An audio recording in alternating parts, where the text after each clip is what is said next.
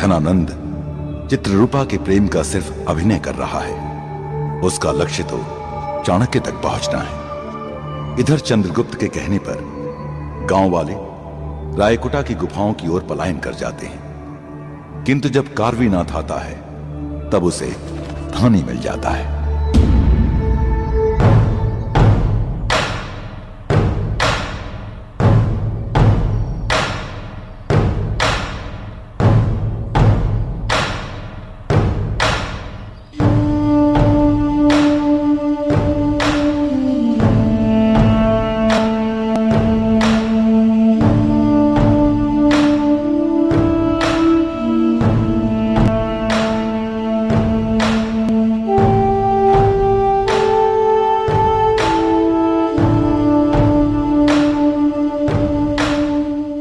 गुफा तो छिपने के लिए आदर्श है।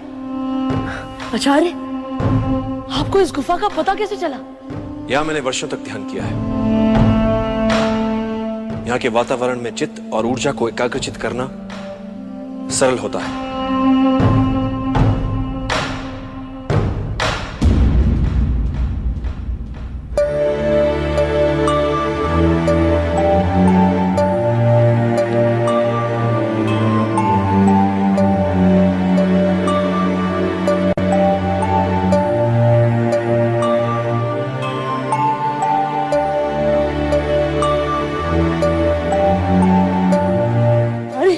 ये मेरे ही लिखे कुछ श्लोक और मंत्र हैं।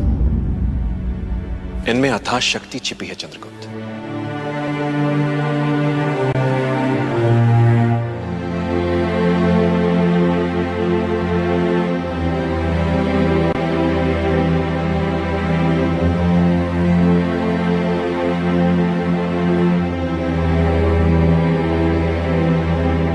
आप सब अपना अपना स्थान चुनकर वहां व्यवस्थित हो जाए। हो सकता है कि हमें यहाँ पर कई दिनों तक छुपना पड़े।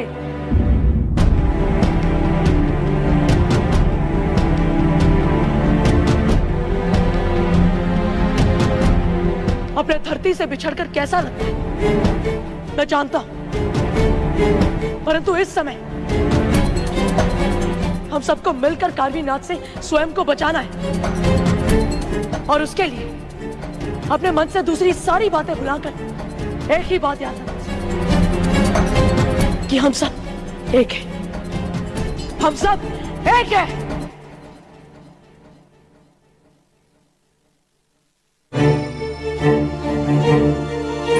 बोलो चंद्रगुप्त, क्या करना है हमें? हम सब तुम्हारे साथ हैं। जीवन में सबसे आवश्यक होता है पानी और भोजन, और इसलिए सबसे पहले हम पानी और भोजन इकट्ठा करने वाला एक दल बनाएंगे। और जब एक के साथ कई दल इस काम में जुट जाएंगे तो हम इतना सारा पानी और इतना सारा भोजन जमा कर लेंगे जो कि कई दिनों तक पर्याप्त होगा, और यहाँ पर वही हमारी शक्ति बनेगा। भोजन और पानी ढूंढने में थानी का कोई जवाब नहीं। पर वो है कहाँ? कहाँ है थानी? अंतिम बार किसने देखा था उसे? जब हम लोग गांव से निकल रहे थे तब देखा था मैंने उसे।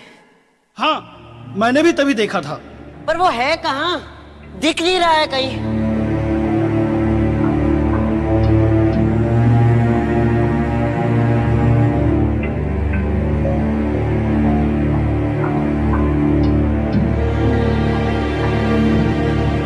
अब हम क्या करेंगे आचार्य?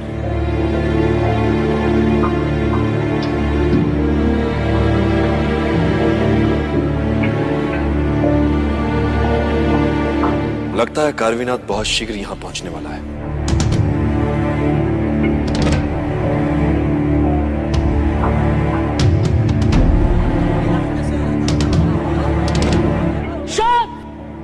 शांत हो जाओ सब लोग। यहाँ किंतु उसे हमारे इस छिपने के स्थान का पता क्या? कार्वी थानी को यातना दे देकर उससे हमारे इस गुप्त स्थान का पता उगलवा लेगा।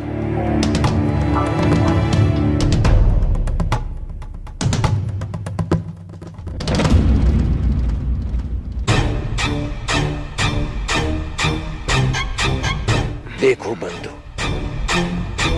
तुम जो कोई भी हो, एक बात अच्छी तरह से समझ लो।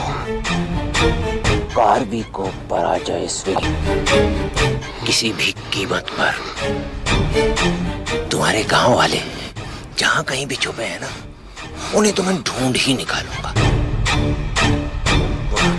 तुमसे बात करने में अपना समय इसलिए गवा रहा हूं ताकि और समय नष्ट ना हो, समझे कुछ? वरना दोबारा कभी अपने पैरों से भी चल नहीं पाओगे, समझे? बता दो कहाँ छुपे हैं गांव वाले? तुझे ना है कर ले कार्वी, मैं अपने गांव वालों के साथ विश्वासघात नहीं करूंगा। ये भी ठीक है, विश्वासघात नहीं करना चाहिए। अब हम क्या करें आचार्य? तुम बताओ चंद्रगुप्त, अब तुम ही बताओगे कि क्या करना चाहिए। तुम्हें हम सब की रक्षा भी करनी है।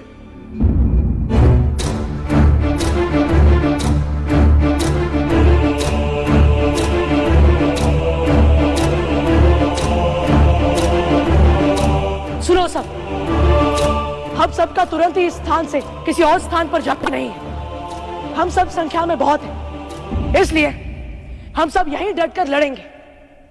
हम सब ऊंचाई पे हैं, इसके लिए हम सब लाभ की स्थिति में हैं।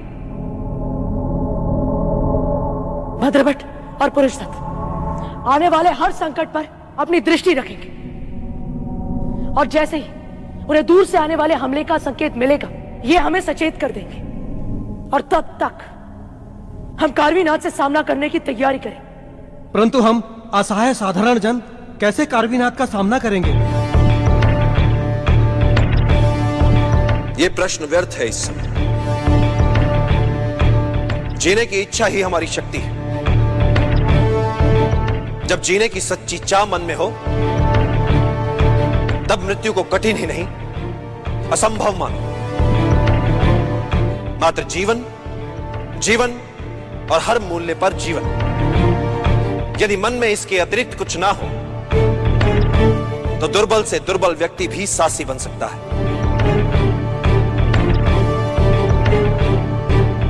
ठीक है ब्राह्मण देवता, तो लो, हो गए हम साहसी। जय हो!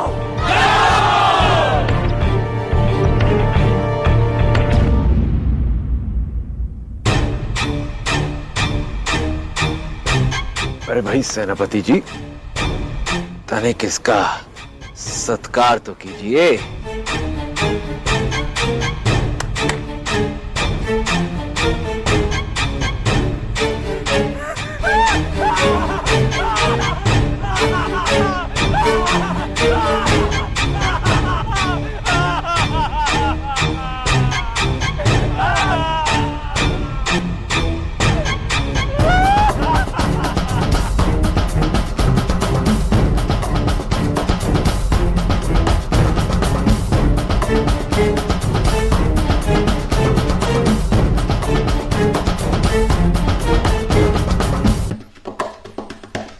अब क्या आज्ञा है सामंत? इस पर तो हर तरह का प्रयास ही व्यर्थ है। धीरज, एक बार इसकी मूर्छा टूटने तो दीजिए। कार्वी को अच्छी तरह से पता है कि इसके पेट में छुपे भेद को बाहर कैसे निकालना है।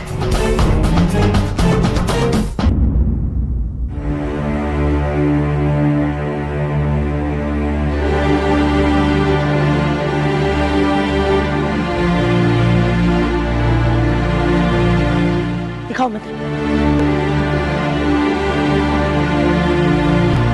बहुत अच्छी, इस तलवार की धार बहुत अच्छी। लो,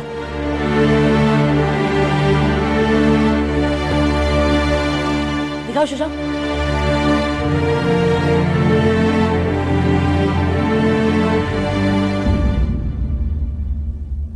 ये क्या किया तुमने? तुम्हारे हाथ से रक्त बह रहा है। चिंता मत करो शशांक, हम योद्धा हैं, और योद्धा को ये छोटे मोटे घाव पीड़ा नहीं, आनंद देते। लो। चंद्रगुप्त, तुम यहीं रुको, हम बाहर का एक मुआयना करके आते हैं।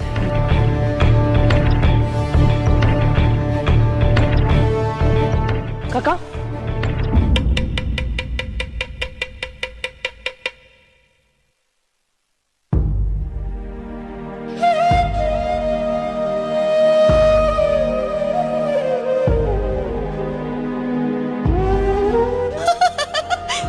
क्या कर रहे हो?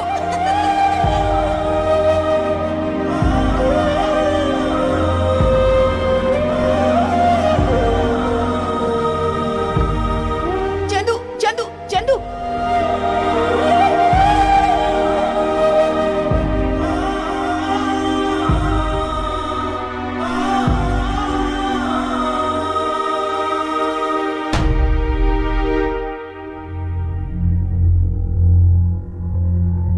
जागती आंखों से सपने देखने का अधिकार उन्हीं को होता है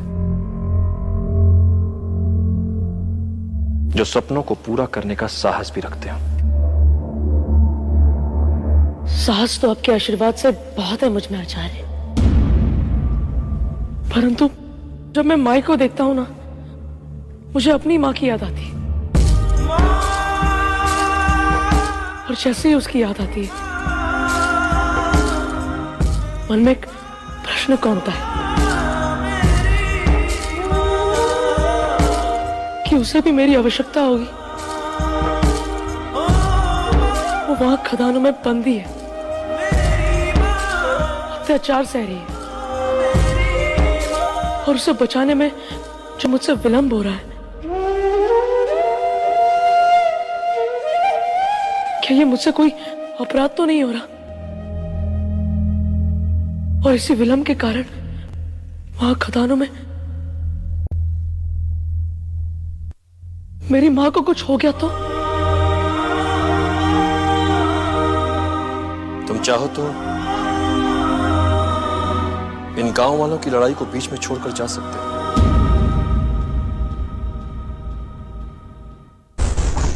तुम ये कह सकते हो कि यह लड़ाई तुम्हारी नहीं है। कि कौन सी लड़ाई लड़ सकते, अपनी या उनकी जिन्हें तुमसे अपेक्षा है, जो निर्बल है। चंद्रगुप्त, जब व्यक्ति के समक्ष दोराहा आता है, जब एक मार्ग चुनना होता है, तब उसका चुनाव दर्शाता है कि वो क्या है, कैसा है, छोटा है, बड़ा, अपने लिए सोचने वाला है या अपने से परे औरों के लिए सोचता है। तुम्हारे मन और तुम्हारी आत्मा के चुनाव का है। निर्णय कर कि तुम अपनी मन की सुनोगे या अपनी अंतरात्मा की। अपनी अंतरात्मा की आवाज सुनकर ही मैं गांव वापस आया था आचार्य। तो फिर अपनी हर पुकार को शांत कर लो इस समय, क्योंकि जो कार्य तुम कर रहे हो उसमें व्यवधान पड़ेगा।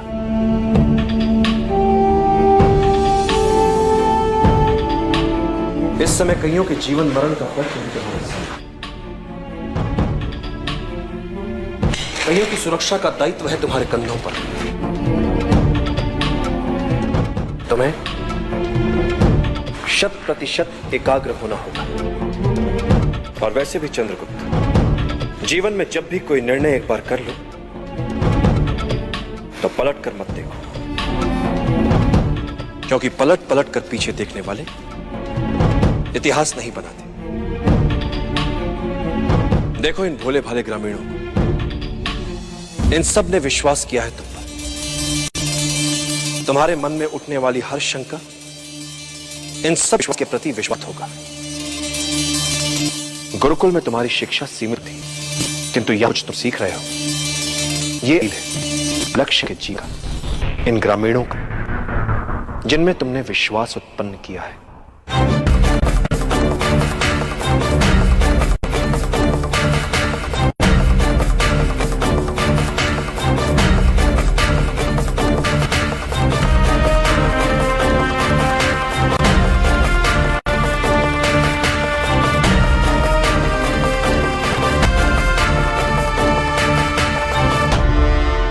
क्षमा करें आचार्य, मुझे मेरी माँ की याद आ गई, इसलिए थोड़ा विचलित हो गया। परंतु अब कोई दुविधा नहीं आचार्य। तो क्या तुम आने वाले तूफान के लिए तैयार हो पूरी तरह से?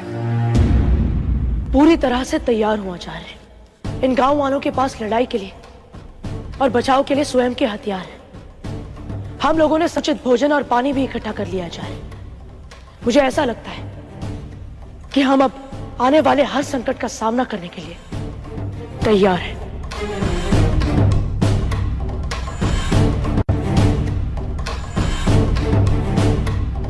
एक बार पुनः विचार कर लो चंद्रगुप्त।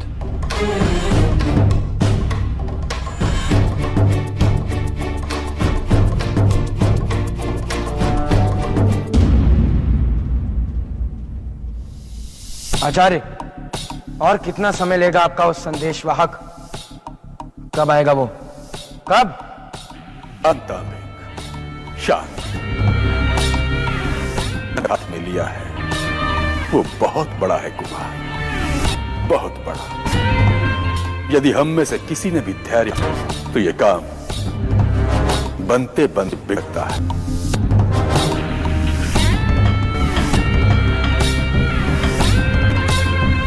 जी आचार्य।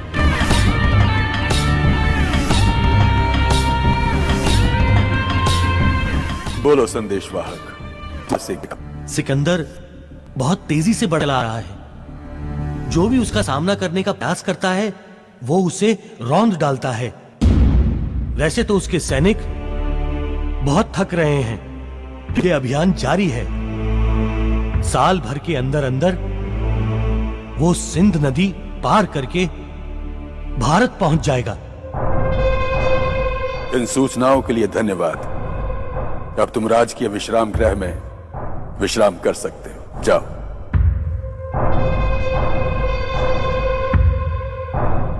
सिकंदर भारत आ रहा है। कुमार, मुझे तो विश्वास ही नहीं हो रहा। हमें यह भी विश्वास नहीं हो रहा कि इतना बड़ा अवसर इतनी शीघ्रता से तुम्हारा द्वार खटखटाने आ जाएगा।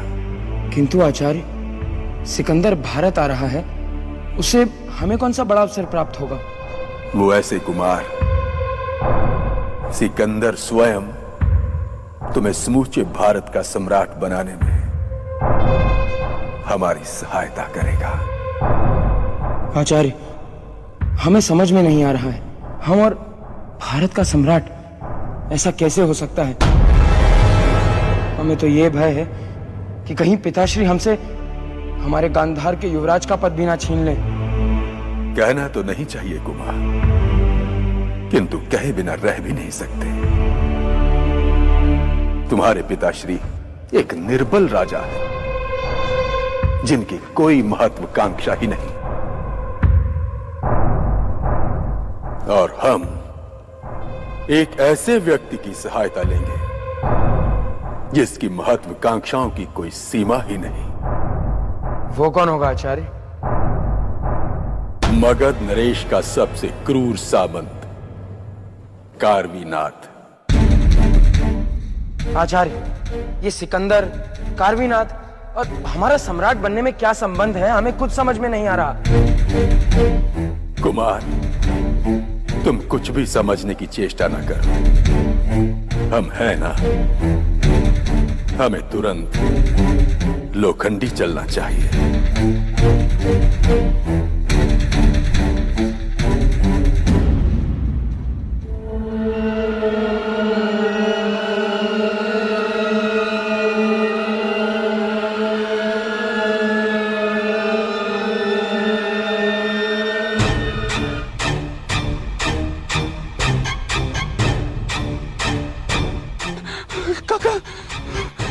वो मेरे काका, वो मेरा अस्वस्थ है।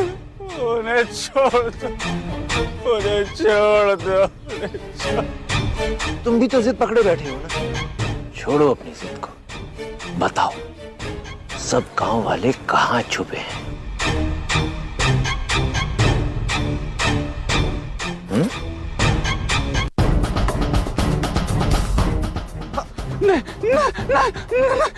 बोलना। बोलना।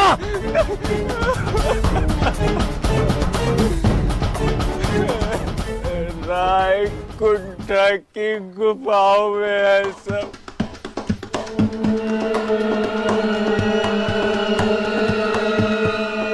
रायकुंठा।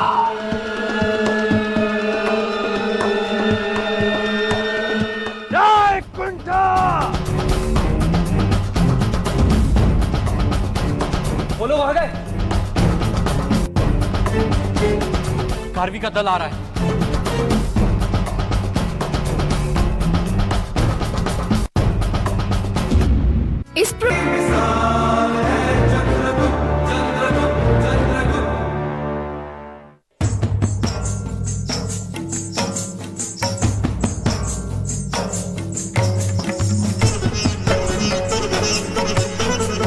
महाराज, त्रिगदा त्रिगदा त्रिगदा।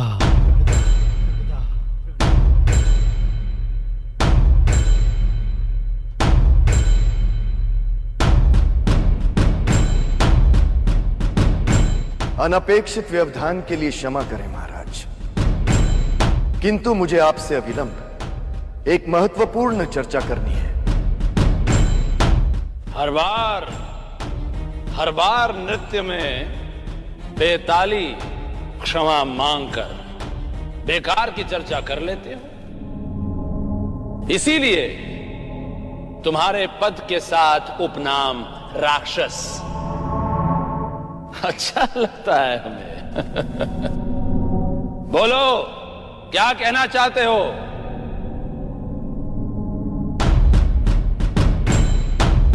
महाराज, मुझे एकांत में आपसे चर्चा करनी है। रुको।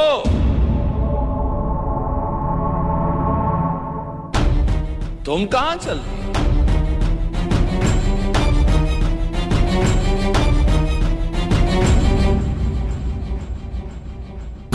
अमात्य, चित्ररूपा है ये। जो भी कहना है इसके सामने कह सकते हो। किंतु महाराज, ये विषय। किंतु परंतु क्या करते हो अमात्य? जो कहना है कहो, अन्यथा जाओ यहां से।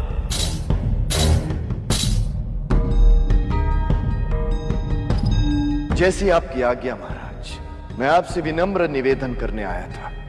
अमात्य परिषद में चर्चा है कि मगधपति एक तुच्छ नर्तकी के मोहपाश में राज्य के महत्वपूर्ण विषयों पर उतना ध्यान नहीं दे पा रहे जितना। बस!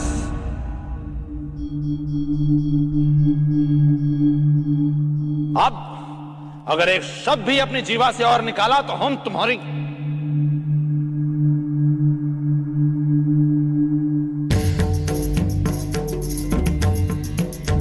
क्या तुम नहीं जानते? चित्ररूपा मात्र हमारे लिए एक कुशल नर्तकी नहीं है, वो हमारे कितने निकट है, हमारी विश्वास पात्र है, वो नहीं जानते तुम?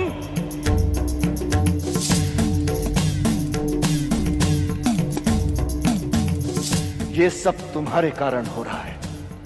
इतना महान मगध का साम्राज्य तुम्हारे कारण नष्ट हो रहा है। अमात्य! तुम अपनी सीमा लांघ रहे हो। मैंने सदा अपनी सीमाओं से अधिक मगध की सीमाओं को महत्व दिया है महाराज। अमात्य! अपने पिता से पद हस्तांतरित करते समय मैंने शपथ ली थी कि अपने प्राणों से भी अधिक मैं मगध के हितों का ध्यान रखूंगा। इसलिए जब आप मगध पे प्राण निछावर करने वालों के सामने उनकी उचित सलाहों को भुलाकर एक देशद्रोही पर विश्वास करते हैं तो आत्मा छटपटाती है महाराज, कलेजा फटता है।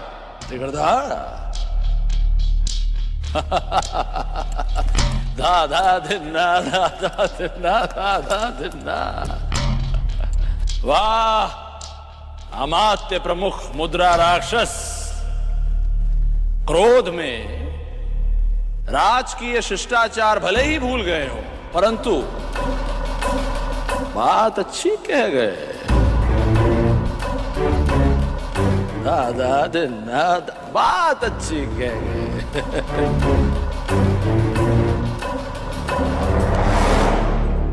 यदि कोई हमारी सत्ता को, हमारी सामर्थ्य को, हमारे विश्वास को चुनौती देता है तो फिर कितना सहन नहीं होता हमें।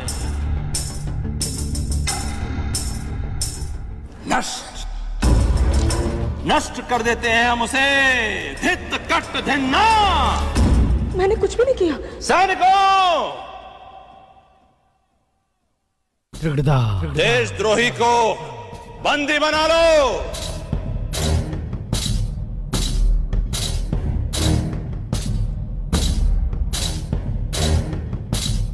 बंदी बना लो।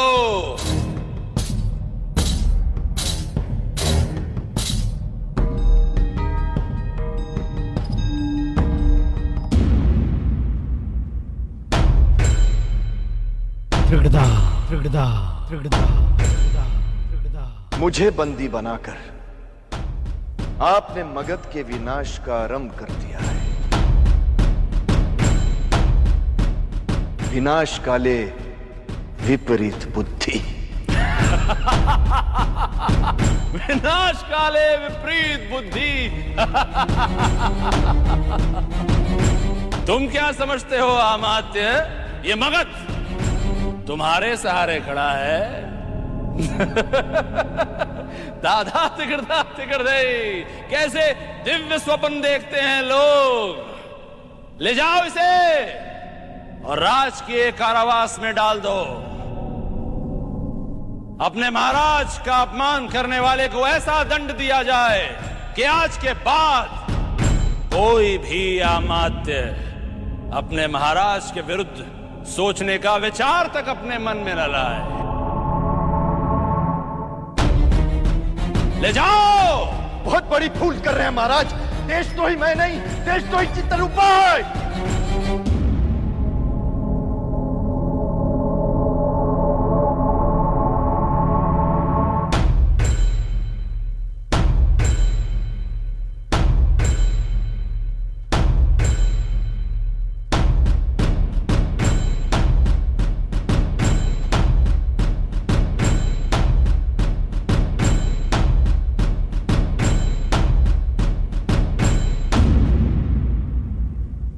साथियों, अब हम हर संभावित आक्रमण के लिए तैयार हैं। मेरा आप सबसे यह निवेदन है कि आप सब हमारे पीछे रहें। सबसे आगे शशांक, दिग्विजय और मैं आने वाले संकट का सामना करेंगे, क्योंकि मैं आप में से किसी के भी प्राणों को संकट में नहीं डालना चाहता।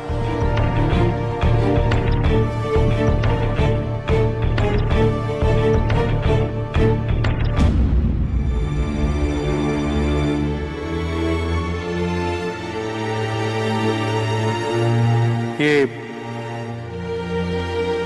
थाने की मां है चंद्रगुप्त।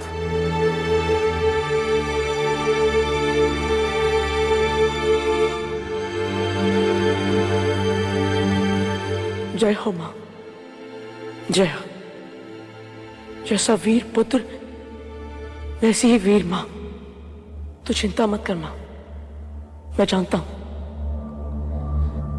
तेरे पुत्र थानी ने वहां गांव में खारवीनाथ को रोकने का हर संभव प्रयास किया होगा। यह उसी की वीरता का प्रतिसाद है कि आज हम सब आने वाले हर आक्रमण का सामना करने के लिए तैयार हैं।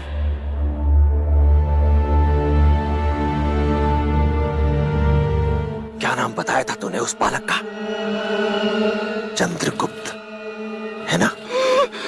वो तुझे और तेरे गांव वालों को कारवीनाथ के विरुद्ध भड़का रहा है। चलो! Aqua shine.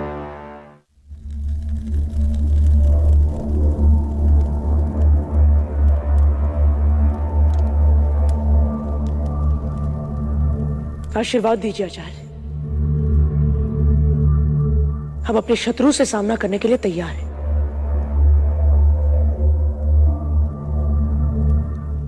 विजयी भव।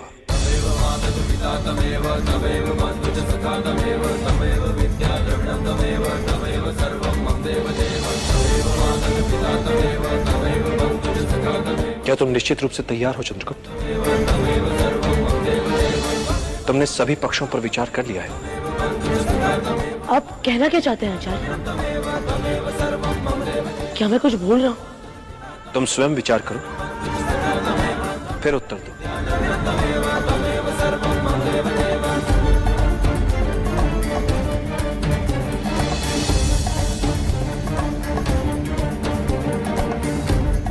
वो लोग आ गए। कार्वी का दल आ रहा है।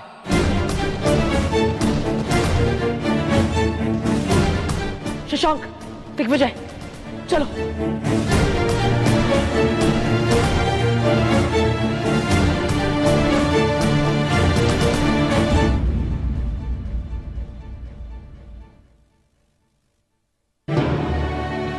तुम लोगों ने जैसा कहा मैंने वैसा किया। फिर आप क्यों मुझे ले जा रहे हो?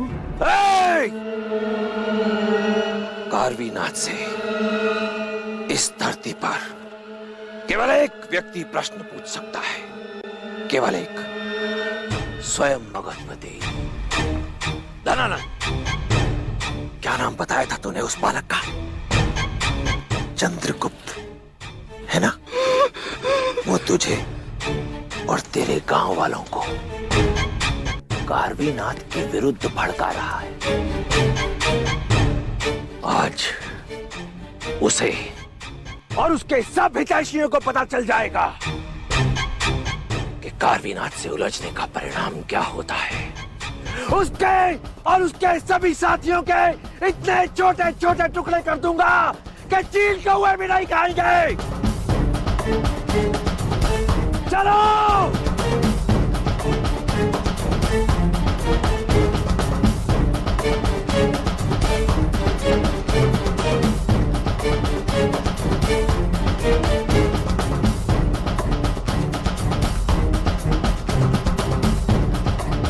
साथियों, हम इन भोले भाले गांव वालों को निराश नहीं कर सकते। हमें जीतना ही होगा। हम पर भरोसा रखो चंद्रगुप्त,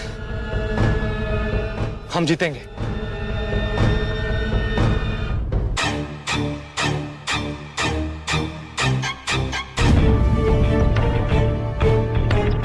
साथियों, युद्ध, केवल युद्ध। मेरा संकेत मिलने पर हम सब हमला करेंगे। उससे पहले कोई भी हमला नहीं करेगा, ठीक है? ठीक है। चलो।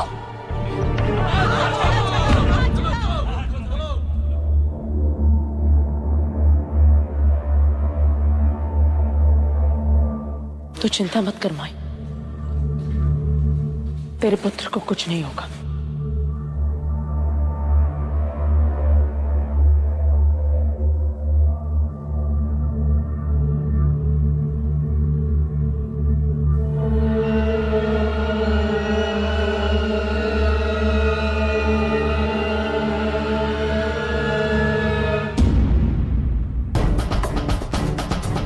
जब तक आप सबको मेरा संकेत न मिले, कोई भी प्रहार मत करना।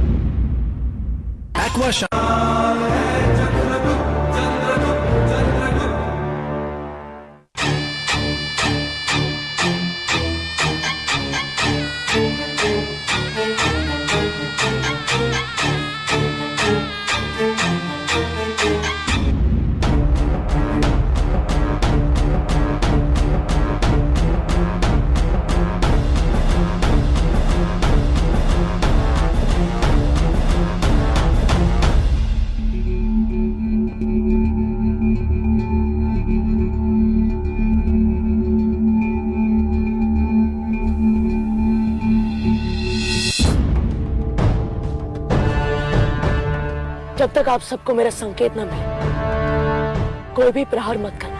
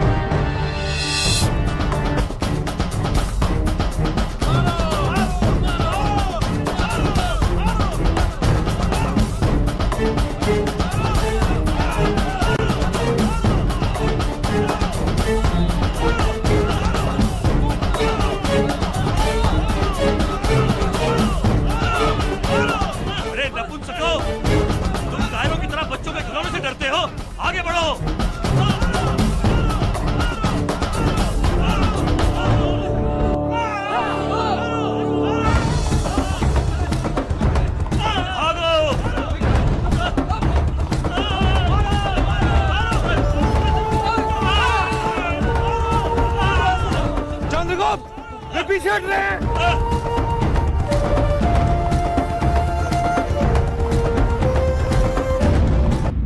हाँ, ये तो सचमुच वापस जा रहे हैं। वापस नहीं, पीठ दिखाकर भाग रहे हैं।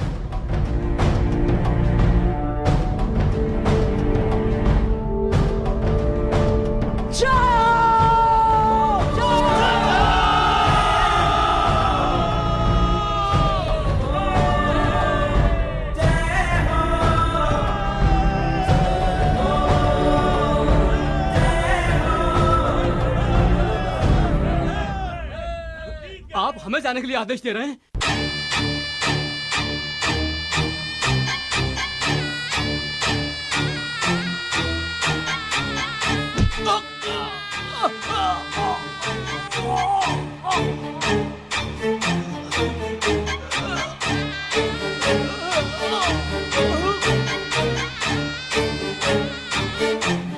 और किसी को भी कोई प्रश्न पूछना है मुझसे? बोलो।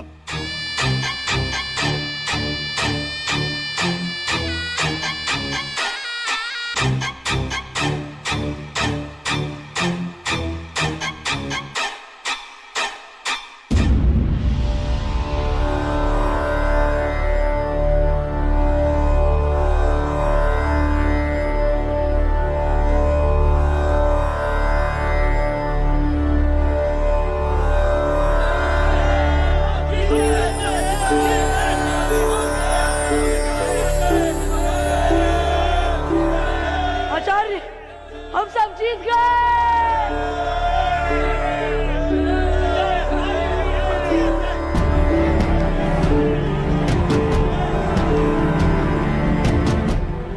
आचार्य, हमारे आक्रमण से डरकर कार्मिनाथ और उसके सैनिक वापस चले गए।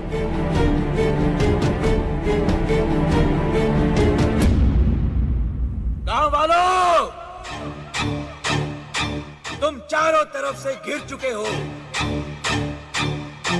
भलाई इसी में है कि हमारे सामने समर्पण कर दो। ये ध्वनि कहां से आ रही? नहीं तो मैं तुम्हारे इतने छोटे छोटे टुकड़े कर दूंगा कि यहाँ के गिद्ध भी उन्हें नहीं खा पाएंगे। आचार्य, मैंने कहा था कोई त्रुटि रह गई है